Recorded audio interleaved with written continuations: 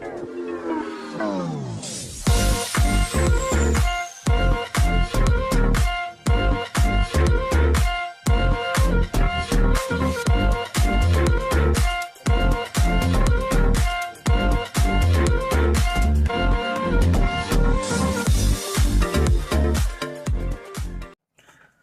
sejahtera Malaysia, selamat datang ke channel Fels Lifestyle. Tuan-tuan dan bapak semua, saudara-saudara yang saya amat hormati sekalian, satu kejutan besar hari ini pula berkaitan dengan rombakan kabinet. Nah, tuan-tuan dan bapak semua, setelah kita pernah dikejutkan, kita pernah digemparkan dengan konspirasi untuk menumbangkan Perdana Menteri. Bahkan setelah di parlimen pun, usul kerajaan yang telah disokong lebih dari yang tidak setuju, yang setuju lebih banyak dari yang tidak setuju, yaitu sebanyak 83 ahli parlimen yang setuju dengan usul kerajaan dan 52 ahli parlimen yang tidak setuju, dan juga satu tidak mengundi. Jadi di situ kita dapat lihat usul kerajaan disokong. Jadi ada juga kata, kalau tiba-tibalah PAS pula yang menyertai kerajaan, adakah kabinet akan dirombak? Nah, itu menjadi persoalan ramai. Hari ini pula, timbalan Perdana Menteri 2 membuat satu kejutan dengan kenyataan ini ataupun dengan pendedahan panas ini berkaitan dengan rombakan kabinet. Adakah kabinet akan dirombak pada masa terdekat ini?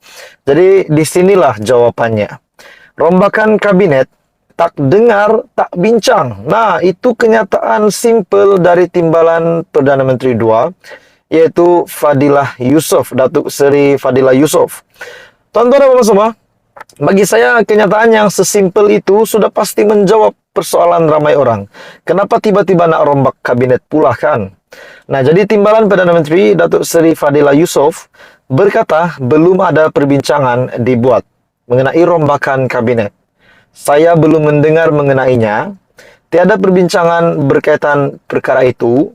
Itu adalah prerogatif ataupun hak mutlak Perdana Menteri Datuk Seri Anwar Ibrahim. Saya orang bekerja, saya menurut perintah, katanya kepada media Malaysia. Beliau juga berkata demikian ketika ditanya mengenai desas-desus kemungkinan akan berlaku rombakan kabinet. Fadilah yang juga Menteri Perdagangan dan Komoditi menegaskan GPS ataupun Gabungan Parti Sarawak committed dan fokus untuk memastikan kerajaan yang kukuh dan stabil. Itulah yang paling kita mahu, kestabilan politik supaya tidak lagi banyak rakyat pening kepala. Takkanlah nak PRU lagi kan? Takkanlah nak tukar kerajaan lagi semua. Jadi dalam artikel ini juga mengesahkan kami daripada GPS memberi komitmen, dan apa yang kami perlukan sekarang ialah kerajaan yang kuat dan stabil. Tanpa kestabilan, kita tidak boleh mengubah prestasi ekonomi. Pelabur tidak akan datang kerana tiada dasar yang jelas. Tiada kesinambungan dari segi kerajaan. Hanya kestabilan politik dan tadbir urus baik akan menarik kedatangan pelabur, katanya, yang juga Ketua Whip GPS di Parlimen. Keadaan itu, katanya, adalah aspek terpenting buat Sarawak dan komitmen mereka dalam kerajaan perpaduan. Jadi, kalau ada yang tanya tentang kabinet kerajaan di rombak ataupun ada menteri ditukar, itu semua tiada lagi pengesahan dan tidak akan pernah adalah pada waktu yang terdekat ini. Jadi, apa komen Anda? Teruskan bersama di dalam channel ini. Untuk info yang seterusnya, info padu info hangat disediakan di dalam channel ini. Anda boleh tekan butang like, share, dan subscribe. Halo semua, salam sejahtera Malaysia. Selamat datang ke channel Fels Lifestyle.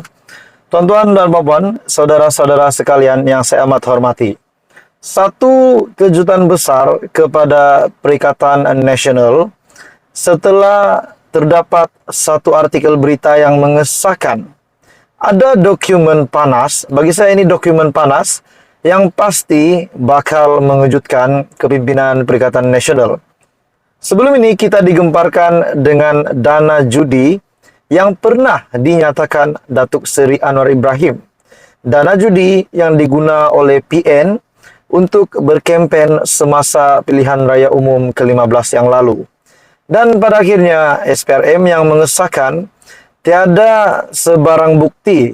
Namun hari ini, saudara-saudara, ataupun yang terkini, ahli perniagaan serah dokumen berkaitan dana judi PN kepada SPRM. Nah, saudara-saudara, selepas SPRM mengesahkan perkara ini bahwa tiada bukti, pada akhirnya ahli perniagaan ini menyerahkan dokumen berkaitan dengan dana judi tersebut ataupun dana judi PN kepada SPRM. Nah, kita juga dikejutkan setelah Datuk Seri Anwar Ibrahim berkata bahwa beliau tidak lebih kurang beginilah. Beliau bukannya sesuka hati membuat kenyataan. Makna kata, Datuk Seri Anwar Ibrahim yang membuat kenyataan itu memang ada asas, memang ada bukti bagi saya. Jadi saudara-saudara, dalam artikel ini yang mengesahkan, ahli perniagaan itu yang menyerahkan dokumen berkaitan dana judi PN kepada SPRM, telah menyerahkan dokumen yang didakwa mengandungi bukti kaitan antara PN dengan syarikat perjudian kepada SPRM. Ia beberapa hari selepas kerajaan berkata, SPRM belum membuka kertas siasatan berhubung dakwaan itu.